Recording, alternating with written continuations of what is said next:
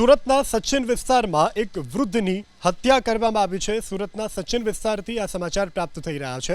વૃક્ષ ટ્રીમિંગ બાબતે મારામારી થઈ હતી અને ત્યારબાદ આ હત્યાની ઘટનાને અંજામ આપવામાં આવ્યો છે। તો આ ગુનામાં 8 જૂને રાત્રે તળાવ ફળિયા ભાજીથી મોહલ્લા પાસે હત્યા થઈ હતી। વૃક્ષ ટ્રીમિંગ બાબતે થયેલ મારામારીમાં આરોપી સુરેશ ઉર્ફે લાલા રાઠોડે 50 વર્ષીય જગદીશ રાઠોડની હત્યા કર્યાનો આરોપ છે।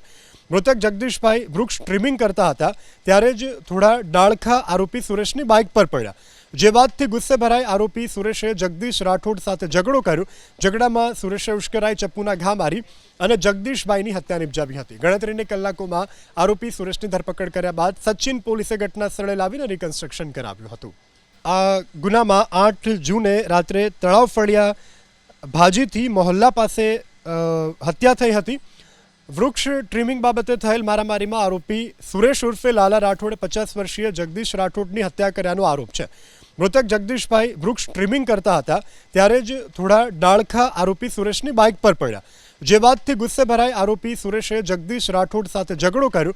ઝઘડામાં સુરેશે ઉશ્કેરાઈ ચપ્પુના ઘા મારી અને જગદીશભાઈની હત્યા નિપજાવી હતી। ગણતરીની કલાકોમાં આરોપી સુરેશની ધરપકડ કર્યા બાદ સચિન પોલીસે ઘટના સ્થળે લાવીને રિકન્સ્ટ્રક્શન કરાવ્યું હતું।